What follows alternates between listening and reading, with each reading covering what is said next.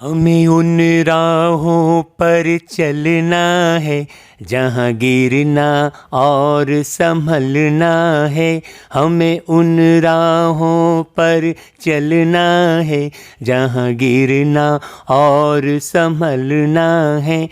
हम है वो दिए औरों के लिए, इन तूफानों में जलना है। हमें उन राहों पर चलना है जहाँ गिरना और संभलना है। तो आज बाबा ने फिल्मी गीत में से बहुत अर्थयुक्त गीत चुना और हम बच्चों को सुनाया है।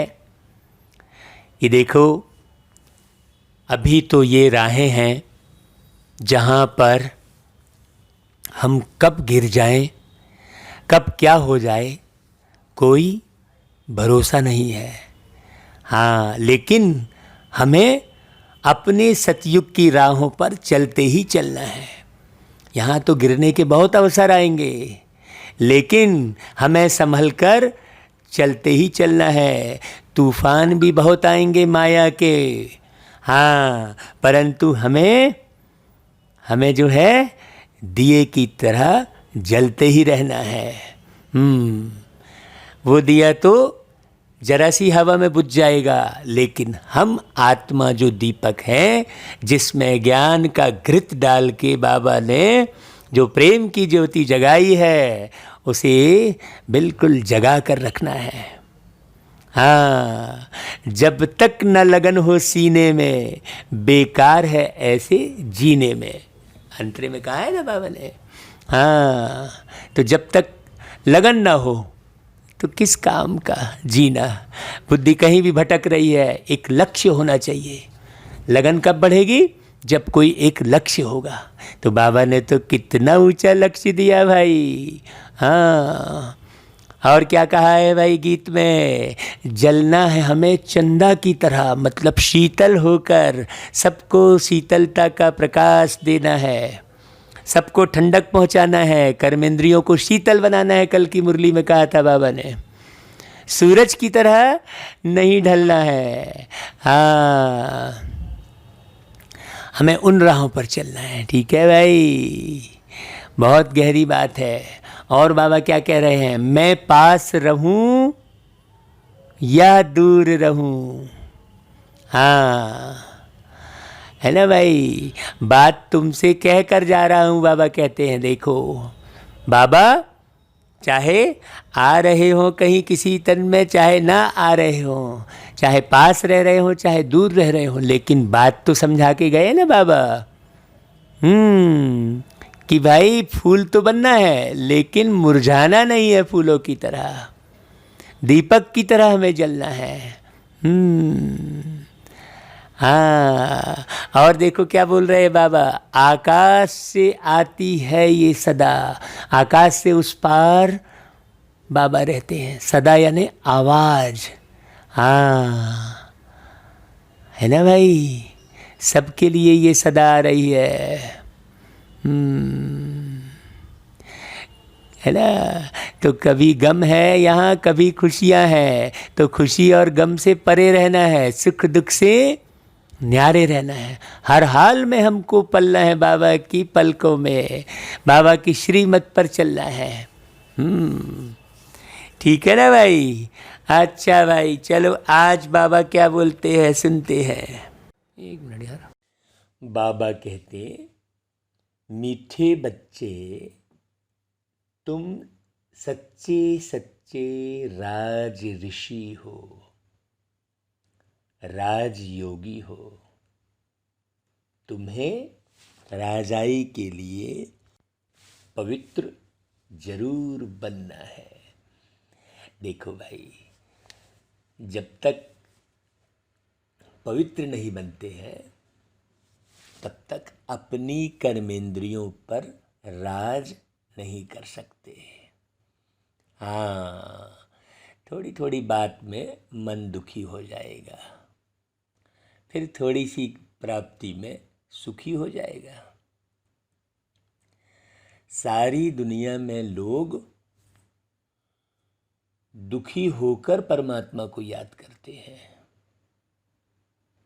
सुखी होकर तो परमात्मा को याद करते ही नहीं, दुखी होकर करते हैं। और फिर चौपाई क्या गाते हैं कि दुख में सुमिरन सब करे, सुख में करे न कोय, और जो सुख में सुमिरन करे तो दुख काहे को होए। एक बात बड़ी गौर करने की है, ये जो चौपाई कही है ना, इसमें दुख और सुख साथ में चलते हैं, ऐसे आधार पर ये चौपाई कही है। जबकि गीत एक और है, उसको अगर आप सुनेंगे समझेंगे तो आपको क्लियर होगा। वो गीत है ना, संसार है एक नदिया, सुख दुख दो किनारे हैं, ना जाने कहाँ जाए हम बहते धारे हैं। संसार है एक नदिया, सुख दुख दो किनारे हैं, ना जाने कहाँ जाए हम बहते धारे हैं। तो ऐसे ऐसे गीत बने हैं। देखो, संसार एक नदी के समान है और उसमें हम बहते जल की तरह हैं, ऐसा कहा गया है। और सुख और दुख दो किनारे हैं, तो भाई वो दोनों किनारे आपस में मिल तो सकते नहीं। मतलब सुख और दुख का जोड़ा तो है ही नहीं। सुख अर्थात सतयुग और दुख यानी कलयुग। सतयुग है सुख धाम और कलयुग है दुख धाम। तो अब देखो, सतयुग और कलयुग कहा, युग माना समय, समय अर्थात बेहद का समय। जैसे हमने पिछली मुरलियों में बताया था कि सप्ताह मतलब हद का समय, घंटे, सप्ताह, महीना, वर्ष, ये हद के समय को कहते हैं, है ना भाई। और युग मतलब बेहद का समय, अर्थात क्या हुआ, माने कि तुम जो है पूरे समय, पूरे जीवन भर सच्चाई पर चलो। सतयुग का मतलब ये हुआ। हाँ, सच्चाई पर चलो माना अपने को देह मत समझो, और जिससे बात कर रहे हो उसे भी देह मत समझो, है ना। ये देह समझना तो झूठी समझ हो गई ना भाई। हाँ, किसी आत्मा को नारी देह देखकर नारी समझना और पुरुष देह देखकर पुरुष समझना, समझना ना, अंदर की समझ की बात है, कार्य व्यवहार की बात नहीं है, समझ की बात है। हाँ, तो जब हम ऐसा समझते हैं तो वो हम झूठ में फंसते हैं। हाँ, और यदि हम आत्मा समझें तो झूठ में ना फंसे, हम विषय विकार ना आए। सबसे बड़ा विषय विकार है झूठ। तो कल युग यानी झूठ युग। जैसे ही हम झूठ में पड़ते हैं वैसे ही कलह शुरू हो जाती है। देह समझते हैं, दैहिक रिश्ते अपनाते हैं तो कलह शुरू हो जाती है, और आत्मीय रिश्ते अपनाते हैं तो सुख शुरू हो जाता है, आनंद शुरू हो जाता है। आत्मीय रिश्ते अपनाते हैं तो प्रेम, सत्य प्रेम जागृत होता है, और दैहिक रिश्ते अपनाते हैं तो झूठा प्रेम होता है। आज प्रेम कर रहे हैं, कल फिर भुनभुना रहे हैं, आपस में ही भुनभुना रहे हैं। बेटा माँ के लिए भुनभुना रहा है, दुखी हो रहा है, चिड़चिड़ा रहा है, गुस्सा कर रहा है छोटी छोटी सी बात में। क्यों? क्योंकि दैहिक रिश्ता अपनाया हुआ है, आत्मीय रिश्ता। हाँ, आत्मीय रिश्ते में माँ बेटे, आत्मीय रिश्ते में पति पत्नी, ऐसा रिश्ता तो है लेकिन आत्मीय होना चाहिए, आत्मा से आत्मा का रिश्ता होना चाहिए। जब आत्मा से आत्मा का रिश्ता होगा ना तो फिर शरीर का भी बहुत अच्छे से ख्याल रखेगा व्यक्ति एक दूसरे के। नहीं तो फिर कहते हैं ना, आपन पेट हाहू मैना देहूँ काहू, मतलब केवल अपने पेट भरने की चिंता रहेगी। हाँ, और आत्मीय रिश्ता होगा ना तो सबको लेकर चलेगा व्यक्ति। बड़ी गहरी बात है। तो बाबा जो कह रहे हैं मुरली में, ये बड़ी समझने की बात है कि बच्चे तुम सच्चे सच्चे राज ऋषि हो, मतलब तुम सबका ख्याल रखने वाले हो। हाँ, राज मतलब राजा, राज मतलब रहस्य को जानने वाले ऋषि, ऋषि मतलब उपराम वैराग्य वृत्ति वाले, देह से न्यारे समझने वाले। हाँ, ऋषि, ऋषि किसे कहते हैं? जो संसार से अलग न्यारा हो जाता है, तो वो हद के घर बार से दूर होता है। राजयोगी, दो शब्द बोले बाबा ने, एक राज ऋषि और दूसरा राजयोगी। हाँ, है ना भाई, बड़ी गहरी बात है। योगी मतलब संबंध है भी और रहस्यों को जानकर संबंध बनाया हुआ है। क्या रहस्य भाई? संबंध किससे है? आत्मा से है। माँ कह रहे हैं लेकिन संबंध किससे है? आत्मा से है। जैसे ही आत्मा निकली तो कहेंगे अरे अब तो ये शरीर कोई काम का नहीं है। भाई माँ तो कह रहे थे, फिर क्यों जला दिए ले जाके शरीर को? भाई उसी शरीर के साथ तो माँ कह रहे थे ना तुम। भाई जब वो शरीर अगर माँ है तो फिर जला क्यों रहे हो? नहीं, शरीर में बैठी हुई वो आत्मा है जो माँ का रिश्ता निभा रही है। शरीर में बैठी हुई वो आत्मा है जो पिता का रिश्ता निभा रही है। तो हम राजयोगी मतलब सच्चे रहस्य को जानकर योगी मतलब संबंध बनाते हैं। बड़ी गहरी गहरी बातें है ना भाई बाबा की। तो इसलिए बाबा ने कहा कि भाई सत्य संबंध बनाना ही पवित्रता है। तो सुख दुख से न्यारे होने के लिए पवित्र बनना पड़े। पवित्र मतलब अपने को आत्मा समझ प्यारे पिता परमात्मा की याद में रहना। हाँ, नहीं तो क्या हुआ कि भाई हमें गीत सुने तो परमात्मा की याद आई तो सुख मिला। हाँ, कोई ऐसा स्थान देखा या कोई हमें स्थूल प्राप्ति हो गई तो भगवान का शुक्रिया किए कि वो प्यारे बाबा आपने खूब अच्छा घर दिया, खूब अच्छा जो है सम्मान दिया, बहुत अच्छी संतान दी। ऐसे मतलब भगवान की याद कब आ रही है? या तो सुख में आ रही है। अभी बस अंतर क्या हो गया कि पहले दुख में याद कर रहे थे, अब प्राप्तियों में याद कर रहे हैं। नहीं, प्राप्तियों में भी याद करना ये भी एक स्वार्थ हो गया। जब प्राप्ति होगी तभी भगवान की याद आएगी। नहीं भाई, भगवान से मुझे बहुत गहरी प्रीत है ही, परमात्मा से। हाँ, अब मैं सुख दुख से न्यारा हो गया हूँ, ऐसी स्थिति बनानी है। हाँ, अभी देखो बाबा की याद कब कब आती है ना? बहुत गहरी बात समझने की है। कौन सा अटेंशन राजाई के लायक बना देता है? अगर पढ़ाई पर पूरा पूरा अटेंशन है तो राजाई मिल जाती है। देखो, पढ़ाई पर पूरा पूरा अटेंशन का मतलब क्या हुआ?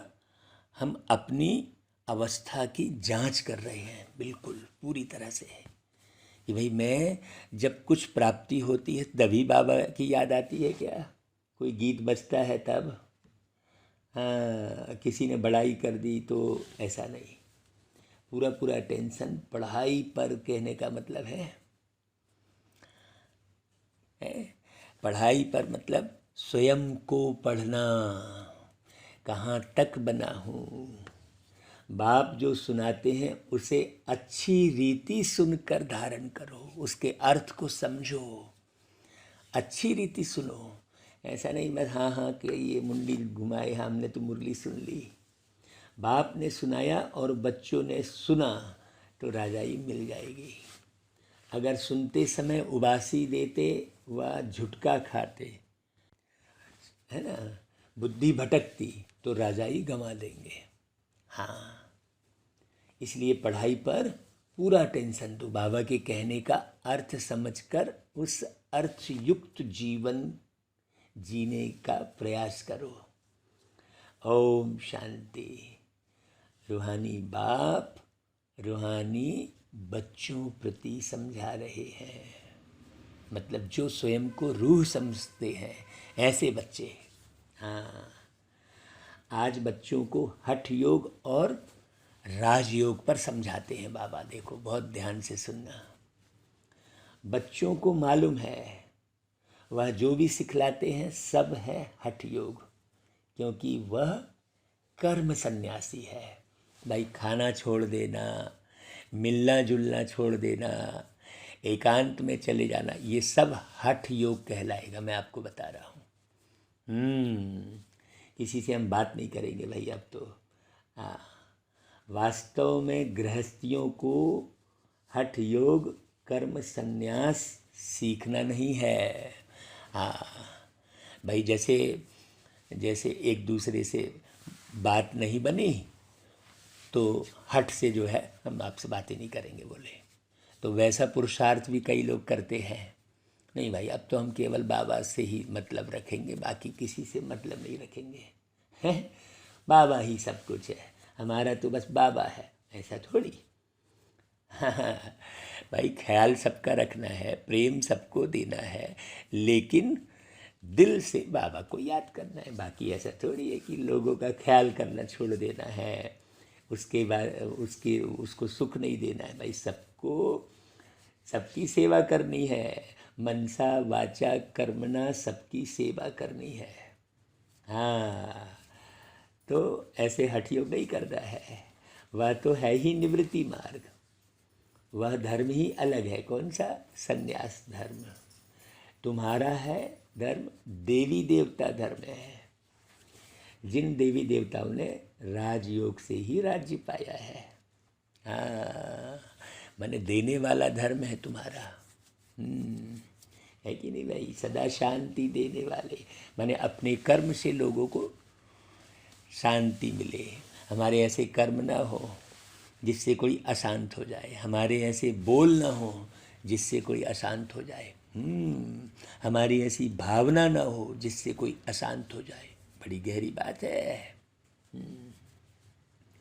इसलिए बाबा ने कहा अभी तुम राज ऋषि हो, मतलब जैसे ऋषि शांत रहते हैं, है ना भाई, तो वो ऋषि जैसी शांति भी है और राजा जैसे कर्म भी है।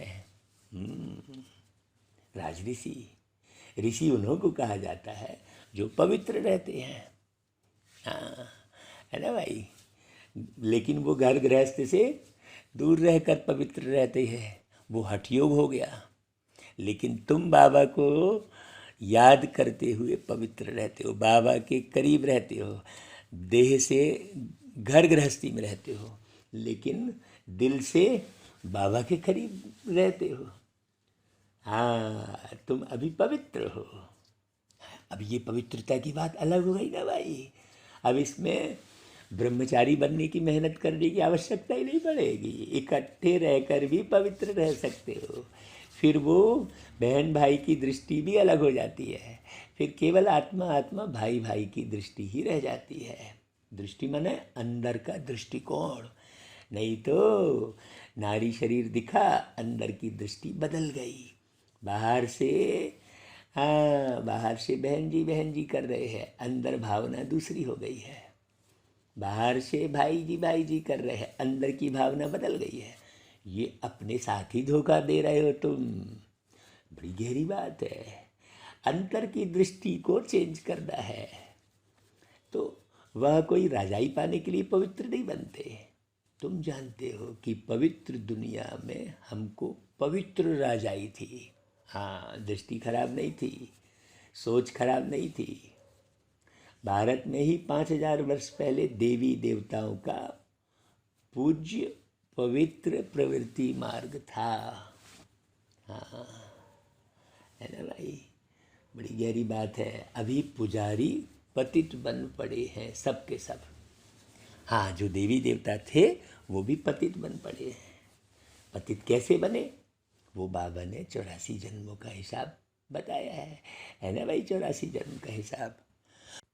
ऐसे एक झटके में पतित नहीं बने।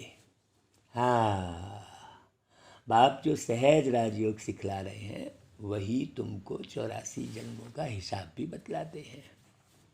दूसरे धर्म को सन्यास धर्म वाले क्या जाने हैं। देवी देवता धर्म के बारे में सन्यासी लोग थोड़ी जानेंगे भाई। यह है देवी देवताओं का प्राचीन धर्म। वह है पीछे वाला धर्म, जो पास्ट हो गए हैं उनको सन्यासी समझ न सके। तुम जानते हो हठ योग अनेक प्रकार के हैं। अभी बहुत ध्यान से सुनना भाई। हठ योग बहुत बारीक बात बाबा इशारे में कह के जाते हैं। द्वापर से भक्ति मार्ग के साथ हठ योग भी शुरू होता है। हाँ, जिद्दी करके हम पानी छोड़ देंगे भाई, या हम केवल गर्म पानी पीकर ही रहेंगे। हाँ, हम केवल फल खा के रहेंगे। अरे भाई, जैसे शरीर की आवश्यकता है वैसा रहना पड़ेगा। हाँ, हमने ये छोड़ दिया, हमने वो छोड़ दिया, नहीं, ऐसा कुछ छोड़ने की ज़रूरत थोड़ी है। तन को खराब करने वाली सामग्री मत खाओ, जो हजम नहीं हो रही है उसे छोड़ना है। बदबूदार जो गलिष्ठ है और मन को खराब करने वाली बातें मत करो, इनको छोड़ना है। हाँ, गंदी सामग्री को खाने के लिए छोड़ना है और गंदे विचार छोड़ना है, उनको छोड़ना है पूरी तरह से। हाँ, बाकी और कुछ ऐसे ज़बरदस्ती छोड़ने की आवश्यकता थोड़ी है भाई, कि 2 घंटे बैठे ही हैं, शरीर परेशान हो रहा है तो हो रहा है। नहीं, अभी तो सहज योग है। बाबा को अच्छे से जान लिए, पहचान लिए, उनकी बातों का पालन कर रहे हैं, वही राजयोग है। अभी फिर है राजयोग। वह हठ योग तो जन्म बाई जन्म सीखते आए हो। हाँ, है ना भाई, सांस चढ़ा लिए। हाँ, वो सब जिद्दी वाला है। हाँ, राजयोग तुम एक जन्म में ही सीखते हो। हाँ, इसलिए भाई ये समय गंवाना नहीं है।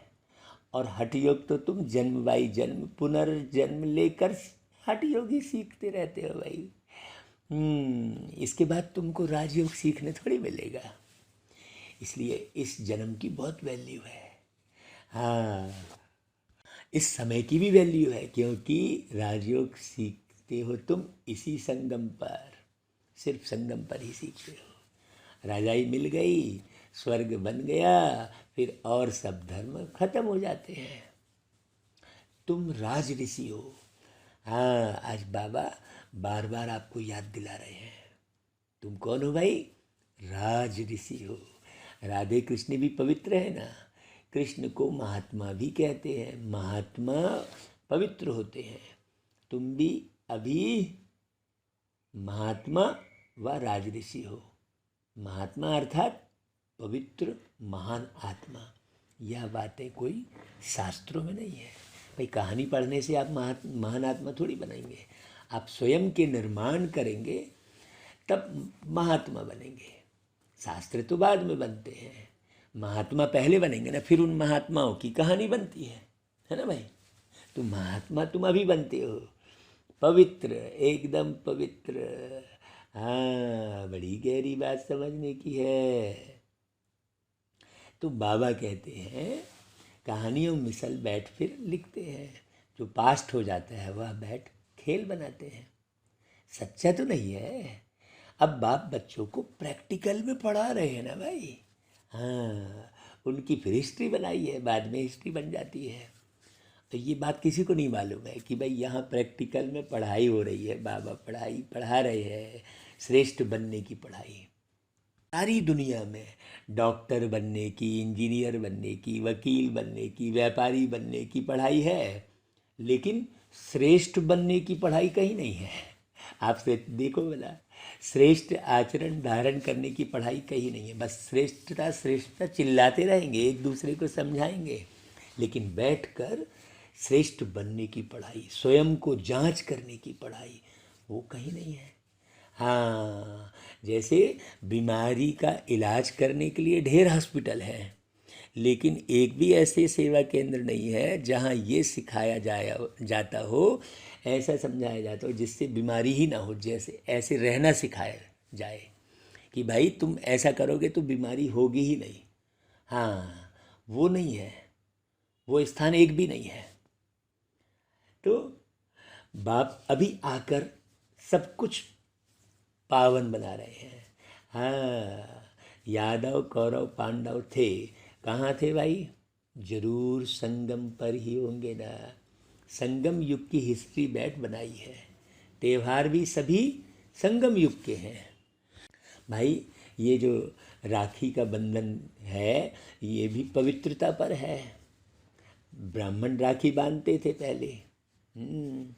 और देखो, बहन बांधती है भाई को राखी। सोचो, पत्नी तो नहीं बांधती ना पति को राखी। क्यों? क्योंकि अभी पति पत्नी का संबंध अपवित्र है, लेकिन भाई बहन का संबंध पवित्र है। तो बहन बांधती है भाई को राखी पवित्रता के लिए कि देखो भाई, तुम हर एक को अपनी बहन की नज़र से ही देखना। ऐसा बहन जो है राखी बांध कर और प्रतिज्ञा करवाती है, लेकिन वो बात मालूम ही नहीं है कि क्यों बांधती है। हाँ, कहते हैं भाई, भाई तुम मेरी रक्षा करना, इस उद्देश्य से बांध रही है बहन। अब भाई कहाँ से रक्षा करे? बहन तो चली गई दूसरे के संग, है शादी करके अपवित्र हो गई। अब भाई कहाँ रक्षा करे भाई? सोचने की बात है, कैसे रक्षा करे? वास्तव में ये दृष्टि की पवित्रता का बंधन है, ये किसी को मालूम नहीं है। तो रक्षाबंधन जो है, कहते हैं बाबा ने उसको राखी बंधन कहा। हाँ, पीछे फिर उनका यादगार चलता है। यहाँ बाप भी सभी को पवित्र बनाए प्रतिज्ञा कराते हैं। यहाँ बाबा पवित्रता की राखी बांधते हैं। सिख लोग कंगन पहनते हैं, अब वो भी नहीं मालूम लोगों को, उसको भी रक्षा से जोड़ दिया है। भाई आत्मा की रक्षा तो हो ही नहीं रही है, कहते हैं आत्मरक्षा। वो तो शरीर की रक्षा के उपाय कर रहे हैं। भाई आत्मा गलत कर्म करेगी ही नहीं तो उसकी सदा ही रक्षा होगी, है ना भाई? है, शरीर में बैठकर जो आत्मा गलत कर्म करती है, गलत दृष्टि डालती है, तो फिर उसे पिटाई पड़ती है शरीर के माध्यम से। हाँ, लोग उसके पीछे पड़ते हैं गलत तरीके से। मैं करते करते इधर का लूटा उधर का लूटा, खूब धन कमाया, तो फिर उसको भी लूटते हैं लोग। यदि आप ईमानदारी से जितना चाहिए उतना कमाई करते हैं, कहते भी हैं कि साईं इतना दीजिए जहाँ मैं कुटुंब समाए, मैं भी भूखा ना रहूं, साधु न भूखा जाए, ऐसा कहते हैं। लेकिन खूब फिर पीढ़ी दर पीढ़ी के लिए कमाने की सोचते रहते हैं। हाँ, है ना भाई, बटोरते हैं खूब। है तो अब कंगन काहे का प्रतीक है? आत्मरक्षा का। अब वो तो शरीर की रक्षा के हिसाब से कंगन का समझते हैं। भाई यह सब पवित्रता की निशानी है। बाबा ने देखो बहुत अच्छी बात, राजयोग और हठ योग में अंतर बता रहे हैं, आप ध्यान देना बहुत अच्छे से। हाँ, है ना भाई, हिंदू लोग जनेऊ पहनते हैं, वह भी पवित्रता की निशानी है, परंतु पवित्र रहते नहीं हैं। राखी बंधवाते हैं, अर्थ थोड़ी ही समझते हैं। बाबा ने वही कहा, आगे ब्राह्मण लोग राखी बांधते थे, अभी बहन भाई को राखी बांधती है, वह खर्ची देते हैं। यह सब अभी फैशन जैसा हो गया है। वास्तव में यह है पवित्रता की बात। बाप कहते हैं बच्चे, काम महाशत्रु है। वह ब्राह्मण लोग कोई ऐसे नहीं समझाते हैं। हाँ, अभी बेहद का बाप कहते हैं बच्चे प्रतिज्ञा करो, हम पवित्र बनेंगे, कभी विकार में नहीं जाएंगे। हाँ, सबसे पहला पहला विकार काम महाशत्रु है। काम वासना ही फिर स्वार्थ में ले आता है। हाँ, ये काम विकार जो है, बुलाते भी इसलिए हो कि आकर पतितों को पावन बनाओ। गाते हो ना भाई, विषय विकार मिटाओ। तो कौन सी चीज़ है विषय विकार? किसे कह रहे हैं भाई? सतयुग त्रेता में कोई नहीं बुलाते, वह है ही राम राज्य। हाँ, और यह है रावण राज्य। राम राज्य में 5 विकार होते ही नहीं। आप देख लो भाई, यज्ञ से यज्ञ देव निकले। हाँ, अग्नि जलाई गई, यज्ञ किया गया कहते हैं। तो कौन सी अग्नि है? ये याद की अग्नि, प्यारे बाबा की याद की अग्नि है ये, है ना। उसमें दिखाते हैं कि यज्ञ देवता निकले, फिर खीर लेकर आए, वो खीर खा के फिर राम लक्ष्मण भरत शत्रुघ्न का जन्म हुआ। विषय विकार से जन्म हुआ थोड़ी दिखाते हैं। तो भाई यज्ञ से जन्म हुआ, मतलब ज्ञान यज्ञ से, कि भाई मुझे पवित्र रहना है। तो तब आत्मा को समझ में आया। आत्मा का जन्म कब हुआ? जब पवित्र रहना शुरू की। बाकी तो शरीर का जन्म है। बड़ी गहरी बात है। आत्मा तो बिल्कुल अपवित्रता में मरी हुई है, विषय वासना में डूबी हुई है, लोभ में जो है स्वाहा हो रही है। तो राम राज्य में विकार नहीं होते। यथा राजा रानी तथा प्रजा। अभी तुम बच्चे जानते हो, हम बाबा से स्वर्ग की बादशाही ले रहे हैं। इस नर्क से जाना जरूर है, कलयुग तो छोड़ना ही है। हाँ, मैंने सत्य की तरफ आगे बढ़ना है, झूठ पूरी तरह से छोड़ देना है। बाबा आया है पावन बनाकर स्वर्ग में ले जाने। फिर तो हम क्यों नहीं पावन बने? उन्हों के हठ योग तो अनेक प्रकार के हैं भाई। जयपुर के म्यूज़ियम में जाकर देखो, कितनी वैरायटी है हठ योगियों की। उनसे होता कुछ भी नहीं, सीढ़ी नीचे उतरते ही जाते हैं। आप देखो ना भाई। हाँ, आजकल कहाँ साधु सन्यासियों की पूछ है? बिल्कुल नहीं है। सब सोचते अरे यार ये साधु सन्यासी ही पवित्र नहीं है तो हम क्या, ठीक है जैसा चल रहा है चलने दो करके पूरी दुनिया पतित होती चली जा रही है। हाँ, भ्रष्टाचार बढ़ता चला जा रहा है। बाप ने समझाया है, भारत जब पतित बनता है, रावण का राज्य होता है, तो धरनी हिलने लगती है। जितना भी यहाँ माया का पॉम्प है, सोने के महल आदि सब नीचे चले जाते हैं। महलों आदि को कोई लूटा थोड़ी ही है, वह तो सिर्फ मंदिरों को लूटा है। कुछ जेवर सोना आदि ले गए हैं। जेवरों का सबसे जास्ती शौक तुमको है। बहुत गहरी बात है यहाँ पर। जेवर का मतलब ही अलग है यहाँ पर। हाँ, कुछ जेवर सोना आदि ले गए हैं। जेवरों का जास्ती शौक तुमको है। तुम स्वर्ग में आते ही जेवर पहनते हो, राज्य करते हो। और धर्म वाले आते ही राज्य नहीं करते हैं। हाँ, तुम बेहद के बाप से स्वर्ग की बादशाही का वर्षा लेते हो। अभी यहाँ से शरीर छोड़ेंगे और सीधे राजमहल में जाकर जन्म लेंगे। ऐसी खुशी है, ये फाइनल किया है भाई सब ने। अवस्था ऐसी होगी तो ये याद आएगा। याद आएगा तभी तो आप उतरोगे भाई सतयुग में। याद रहेगा तभी तो राजमहल में जाओगे। हाँ, नहीं तो मन ही खाता रहेगा गलत करते करते। और कोई थोड़ी तुमको परेशान करता है। तुम कुछ भी गलत करते हो तो तुम्हारा मन ही तुमको परेशान करता है। तो यह बाप बैठ समझाते हैं। गीता पढ़कर नहीं सुनाते हैं कोई बाबा।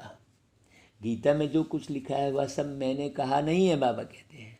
वह तो मनुष्यों ने मेरे महावाक्यों का बाद में बैठ शास्त्र बनाया है। हमने तो जो तुमको सुनाया वह तुमने ही सुना और फिर जाकर राजाई की। वहाँ यह ज्ञान ही नहीं रहता। यहाँ तो बाप टीचर बैठ शिक्षा देते हैं। बाप तो हिंदी में ही समझाते हैं। यहाँ सब हिंदी हिंदी कहते रहते हैं ना, जो उन्हों की भाषा है। अब आप देखना हिंदी का प्रचार कब हुआ भाई, है ना, जब बाबा धरती पे आए उसके बाद ही हिंदी हिंदी।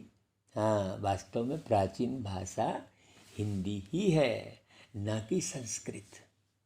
यह तो संस्कृत तो शंकराचार्य के बाद निकली है। जो आते हैं वह अपनी भाषा चलाते हैं।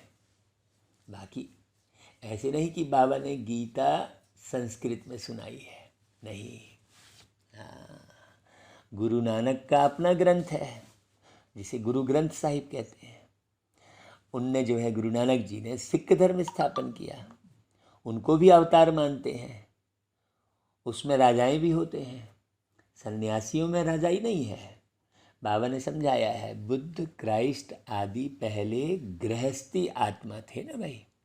हाँ, गौतम बुद्ध राजा थे ना भाई, गृहस्थी थे। अब गृहस्थी पतित आत्मा तो धर्म स्थापन कर न सके ना भाई। गृहस्थी मतलब विषय विकार में जाने वाले।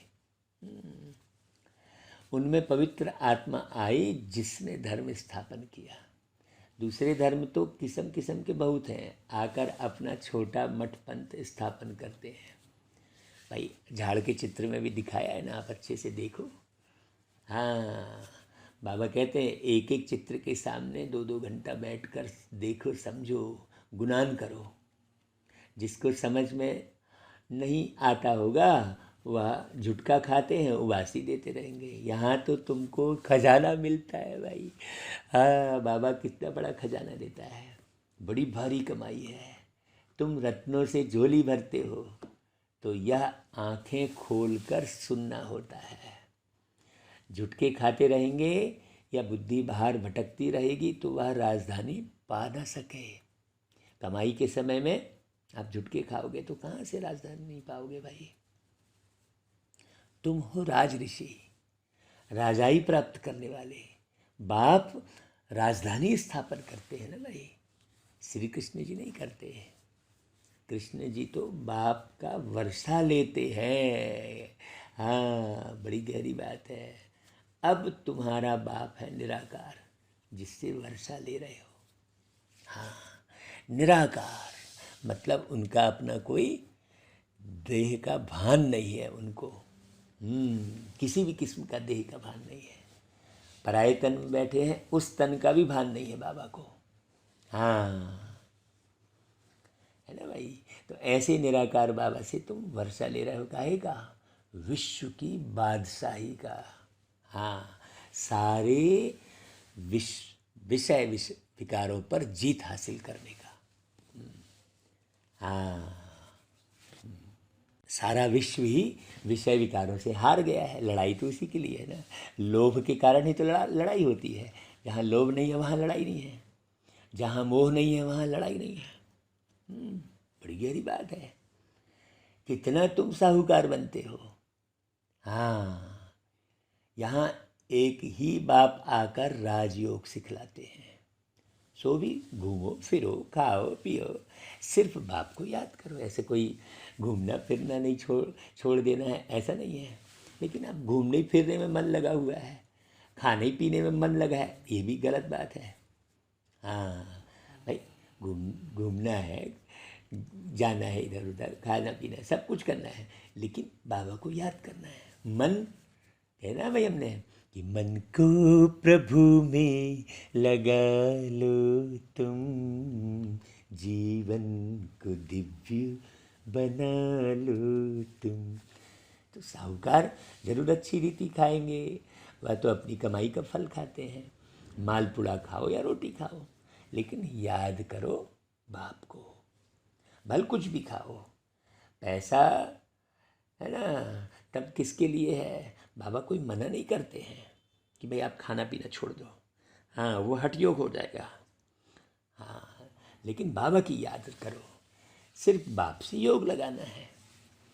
इस राजाई स्थापन करने में कोई खर्चा तो है नहीं भाई। उस लड़ाई आदि में तो कितना खर्चा होता है, एरोप्लेन पर कितना खर्चा होता है भाई, फाइटर विमान बनाते हैं, गिरते हैं तो एकदम खत्म हो जाते हैं, क्या फ़ायदा भाई ऐसी लड़ाई करने से, कितना नुकसान होता है। हाँ, तो बाप कहते हैं चलते फिरते बाप को याद करो, सुदर्शन चक्र फिराते रहो। भाई हमने 84 जन्म पूरे किए हैं, अब चले वतन की ओर। हाँ, हम चले वतन की ओर, डाल के प्रीतम की डोर, बाबा खींच रहा है आज सहज ही अपनी ओर। है ना भाई, घर जाकर फिर आए राजा ही करेंगे। हाँ, तुम एक्टर्स हो ना। हाँ, वो लोग गाते हैं देखो, चिट्ठी आई है, चिट्ठी आई है, बड़े दिनों के बाद हम बेवतनों को याद, ऐसा करके ना वतन से की मिट्टी आई ऐसा कुछ गाते हैं। तो वास्तव में वो चिट्ठी और वतन कौन सा है? वतन तो मूल वतन तो परम धाम है, बाकी तो ये स्थूल वतन है। वहाँ से बाबा आते हैं, मुरली चलाते हैं, तो ये मुरली बाबा की चिट्ठी है। वतन को याद दिलाने वाली चिट्ठी। हाँ, तो बाबा कह रहा है देखो तुम यहाँ पर एक्टर्स हो ना भाई, वह बाइस्कोप तो 2-2.5 घंटा चलते हैं, यह बेहद का नाटक तो 5000 वर्ष चलता है। ये 5000 वर्ष का नाटक मनुष्य ही जान सकते हैं, कोई जानवर थोड़ी जानेगा भाई। हाँ, बाबा कहते देखो यह दुनिया है कांटों का जंगल, एक दूसरे को कांटा लगाते हैं ना, और बड़े से बड़ा कांटा है विकार का, जो आदि मध्य अंत दुख देते हैं, शरीर का भान बढ़ जाता है उसमें। दूसरे नंबर का कांटा है क्रोध, पहले नंबर का कांटा काम वासना विकार, दूसरे नंबर का कांटा क्रोध। उनकी निशानियाँ महाभारत लड़ाई देखो, क्रोध में आकर लड़ रहे हैं, कोई बात में गुस्सा आया तो झट बॉम्ब्स शुरू कर देंगे। अभी तो ऐसे ऐसे बॉम्ब्स बनाए हैं जो बात मत पूछो। हाँ, एक छोटा सा अणु परमाणु बम एक देश को ख़त्म कर देगा भाई। सतयुग में कोई लड़ाई आदि होती नहीं, संगम पर ही यह महाभारत लड़ाई दिखाई है, दूसरे कोई शास्त्र में लड़ाई की बात ही नहीं है। वहाँ तो सारे विश्व के तुम मालिक रहते हो, लड़ाई की बात तो हो न सके। शास्त्रों में असुरों और देवताओं की लड़ाई दिखाई है, परंतु देवताएं तो अहिंसक है ना भाई, जहाँ देवता है वहाँ असुर हो ही नहीं सकते, है ना भाई। हाँ, तुम योग बल से विश्व के मालिक बनते हो, यह है साइलेंस बल, इसमें कुछ तुमको बोलना नहीं है, याद के बल से तुम बाबा से विश्व की बादशाही लेते हो।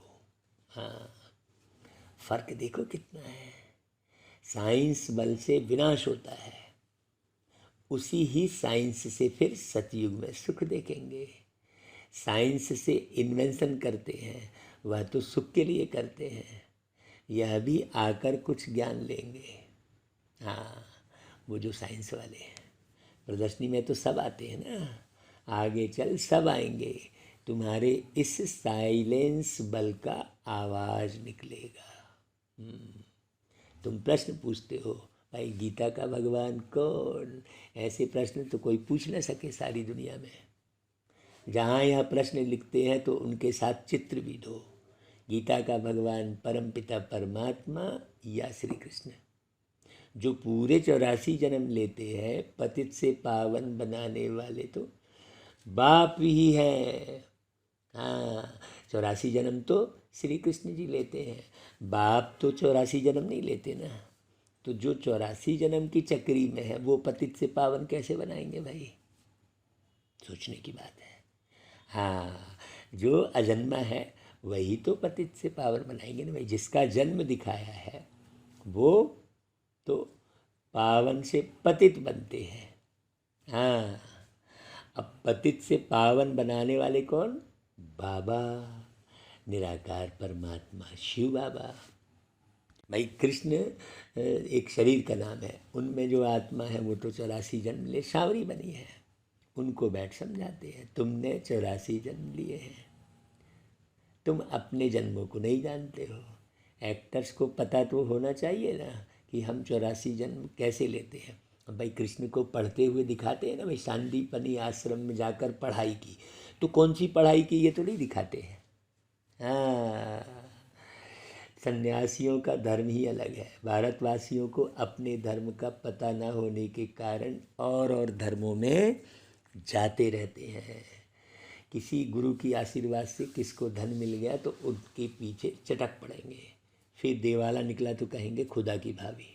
बच्चा मिला बहुत खुशी होगी, अच्छा 10-12 दिन के बाद बच्चा मर गया तो कहेंगे ईश्वर की भाभी। इनको जिंदा करना हमारे हाथ में नहीं है। बाबा के बहुत ऐसे मिसाल देखे हुए हैं, ऐसे ऐसे बहुत होते हैं। भाई यहाँ तो बाबा कोई ऐसा चमत्कार की बात नहीं करते, यहाँ तो बाप बैठा है, बाप बच्चों को समझाते हैं, मीठे मीठे बच्चों पावन बनो, बस इतनी सी बात है। याद है जब महाभारत लड़ाई लगी थी तो द्रौपदी ने पुकारा था, बाबा हमको यह दुशासन नगन करते हैं, हमको इनसे बचाओ। यही तो पुकारा था ना भाई, 5000 वर्ष की बात है। अभी सारी द्रौपदियाँ यही तो पुकार रही हैं। इन अबलाओं पर अत्याचार इस विष पर ही तो होते हैं, विषय विकार पर। विषय विकार के लिए ही तो इज्जत लूटते हैं ना। कई तो स्त्रियां भी ऐसी होती हैं जो विष बगैर रह नहीं सकती हैं। उन्हों का नाम भी रखा हुआ है शूर्पणखा, पूतना। वो आकर जो है सुंदरी बनकर राम पर जो है अपने डोरे डालती है। बहुत गहरी बात समझना। जो विष के लिए तंग करते हैं वह है कंस, जरासंधि, शिशुपाल। यह सब विनाश को तो पाने ही है। इस समय है आसुरी रावण राज्य, फिर होगा ईश्वरी राज्य। ये सब बड़ी गहरी गहरी बातें हैं। हाँ, इस सारे चक्र को तो तुम जान गए हो कि कैसे 84 जन्म लेते हैं। यह भूलता तब है जब विकार में जाते हैं। विकार में जाने वाले का मुंह ही पीला हो जाता है, खुद ही समझते हैं यह हमने क्या कर दिया। बाप कहते बच्चे इस विषय गटर में मत जाओ, यह तुमको जन्म जन्मांतर दुख देते हैं भाई। यह तुमको आदि मध्य अंत दुख देने वाला है, इसमें ना पड़ो। कसम उठाओ कि हम विकार में कभी नहीं जाएंगे। भाई भगवान वाच है ना, काम महाशत्रु है। हर एक चित्र में पहले तो यह लिखो, हाँ काम महाशत्रु है, सीधा सीधा समझाओ लोगों को। ज्ञान सागर पतित पावन, गीता ज्ञान दाता शिव भगवान वाच, तो फिर कृष्ण का नाम उड़ जाए। हमको गीता का भगवान बैठ यह बतलाते हैं, वही ज्ञान हम लेते हैं। भगवान ही आकर नई दुनिया स्थापन करते हैं और पुरानी दुनिया का विनाश होता है। बाबा विनाश नहीं करते हैं, बाबा स्थापन करते हैं। विनाश तो तुम लोग कर लेते हो लड़ झगड़ के। हाँ, रुद्र ज्ञान यज्ञ है ना, असुल है शिव बाबा, रुद्र बाबा नहीं कहेंगे। बॉम्बे में बाबूरी नाथ का भी मंदिर है। अब बबूल कहा जाता है कांटों को। बाबूरी नाथ नाम क्यों रखा है या कोई समझते नहीं है। भाई कांटों को फूल बनाते हैं। हाँ, मधुबन की धरनी सजाकर कहाँ छुप गए तुम बाबा, कांटों को फूल बनाकर कहाँ छुप गए तुम बाबा। तो बाबा भाई कांटों को फूल बनाकर देख रहे कि कौन सा फूल कितने खुशबू बिखेर रहा है। तो तुम सब भाई बहन सब फूल हो ना भाई, मुरली सुनने वाले, तो खुशबू बिखेर रहे हो गुणों की। हाँ, तो यह कोई समझते नहीं है। चित्र तो शिव का ही है, बाकी तो अनेक नाम रख दिए हैं। शिव बाबा ही आकर कांटों के जंगल को फूलों का बगीचा बनाते हैं। वही तुम्हारा बाबा है, उनका नाम है शिव, शिव बाबा। बाबा कहने से कितना मुख मीठा हो जाता है। कहते हैं ना भाई शिव परमात्माय नमः, और ब्राह्मण देवी देवताय नमः कहते हैं। तो मतलब ब्राह्मण ही आगे जाकर फिर फरिश्ता बनते, फिर देवी देवता बनते हैं। अक्षर बिल्कुल क्लियर है भाई। हाँ, ब्रह्म देवाय नमः कहते हैं, मतलब वो ब्राह्मण ही बाद में जाकर देवी देवता बनते हैं। बड़ी गहरी बात है। अब ये वह परमपिता परमात्मा बैठ इस रथ द्वारा समझा रहे हैं, हूबहू जैसे लौकिक बाप समझाते हैं। बच्चे, हमारे कुल को कलंक नहीं लगाना, कोई खराब काम नहीं करना। यह बाबा भी कहते हैं, बच्चे विकार में तो कभी नहीं जाना, पवित्र बनने बगैर स्वर्ग में ऊंच पद पा नहीं सकेंगे। बहुत ज़बरदस्त कमाई तुम कर रहे हो, बाकी सब गंवा रहे हैं। हाँ, बाबा स्पष्ट कह रहे हैं, बाकी सब सोए पड़े हैं सारी दुनिया में, और जो बढ़िया कमाई करने वाला जो बच्चा है ना, उसको तो रात की नींद फिट जाती है। हाँ हाँ, अभी भल कोई के पास पदम है, बड़े बड़े महल बना रहे हैं, लेकिन विषय विकार में तो जाते हैं ना, लाखों रुपए खर्च करते हैं। तुम समझते हो वह सब वेस्ट ऑफ टाइम है, यह कुछ काम नहीं आएगा, सब खत्म हो जाएगा। वह तो समझते हैं 10-12 हज़ार वर्ष चलेंगे। तुम बच्चे जानते हो मौत तो सामने खड़ा है, ये शरीर छूटा, ये गया, सिर पर है मौत। थोड़े समय के अंदर यह अर्थक्वेक आदि हो सब डामाडोल हो जाएगा। हाँ, अभी तो थोड़ा थोड़ा सैंपल दिखाते हैं। अर्थक्वेक आदि में अनगिनत मर जाते हैं, अब तो पूरा ही विनाश होना है। हाँ, विनाश का साक्षात्कार और स्थापना का साक्षात्कार किया है ना भाई, सो फिर इन आँखों से देखेंगे भी। हाँ, भक्ति मार्ग में कितना कुछ करते, परंतु कोई वैकुंठ में तो जा नहीं सकते ना, वो तो प्रैक्टिकल में निर्माण करना पड़े ना। हाँ, जब किसी से एक से भी कोई इतनी सी भी बैर ना हो और इतना सा भी कुविचार ना हो, हाँ, मन के अंदर में, हाँ, तभी जो है वैकुंठ में जा सकेंगे भाई। ज्ञान बगैर सदगति तो हो ना सके। यह सब भक्ति मार्ग के खिलौने हैं। अच्छा भाई, मीठे मीठे सिकिलदे बच्चों प्रति माता पिता बाप दादा का याद प्यार और गुड मॉर्निंग। रूहानी बाप की रूहानी बच्चों को नमस्ते, और हम रूहानी बच्चों की रूहानी माता पिता बाप दादा को याद प्यार गुड मॉर्निंग और नमस्ते। अब धारणा के लिए मुख्य सार सुनना है भाई। कुल कलंकित करने वाला कोई भी खराब काम नहीं करना है। हाँ, पवित्र बनने की अपने आप से प्रतिज्ञा करनी है।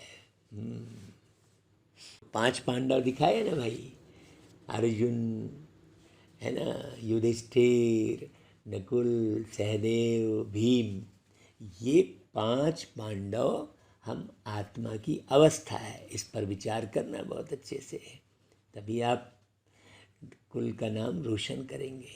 हाँ, और यदि इसका अर्थ सुनना है तो पिछली मुरलियाँ और पूरी सुनो। अब अपना टाइम मनी वेस्ट नहीं करना है। फूलों के बगीचे में चलने के लिए कांटे निकाल देने हैं। अच्छा भाई, फिर वरदान। पहले आप के पाठ द्वारा ताजधारी बनने वाले चतुर सुजान भव। अब आज के वरदान में बहुत सुंदर रहस्य बताया है, बहुत ध्यान से सुनना। जैसे बाप दादा अपने को ओबीडियंट सर्वेंट कहते हैं, तो सर्वेंट कहने से ताजधारी स्वतः बन जाते हैं। हाँ, ऐसे आप बच्चे भी स्वयं नम्रचित बन दूसरे को श्रेष्ठ सीट दे दो। उनको सीट पर बिठाएंगे तो वह उतरकर आपको स्वतः ही बिठा देंगे। अगर आप बैठने की कोशिश करेंगे तो वह बैठने नहीं देगा, इसलिए बिठाना ही बैठना है। हाँ भाई, बने रहो भाई तुम मुखिया, हम तो भैया केवल सेवक ही बने रहेंगे। हम हेड नहीं बनना है, हमको हेड बनने से बहुत हेडेक है भैया, यहाँ तो हेड बनना ही नहीं है। तो पहले आपका पाठ पक्का करो, फिर संस्कार भी सहज ही मिल जाएंगे, ताजधारी भी बन जाएंगे। बड़ी सुंदर बात बताई है भाई वरदान में बाबा ने। यही चतुर सुजान बनने का तरीका है। इसमें मेहनत भी नहीं और प्राप्ति भी ज़्यादा है। हाँ, जिसको हेड बनना है बन जाए भैया। हम तो इंचार्ज बनेंगे, माने अंदर चार्ज करेंगे भाई।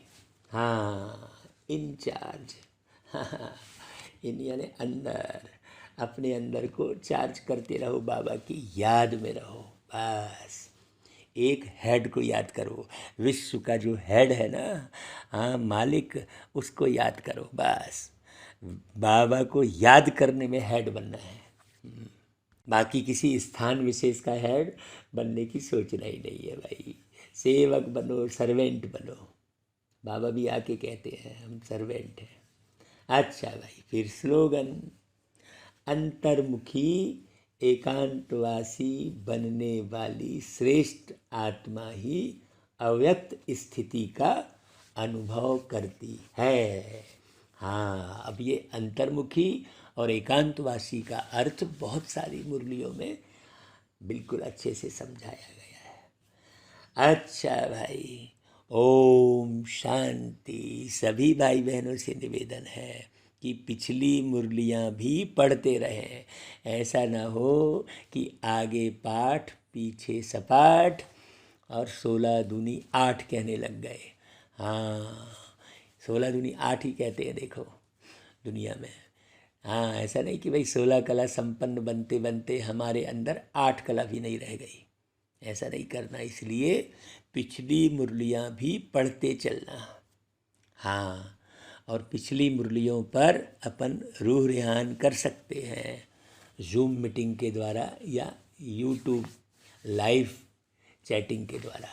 आपको जो अच्छा लगे आप लोग जुड़ सकते हैं। अच्छा भाई, ओम शांति।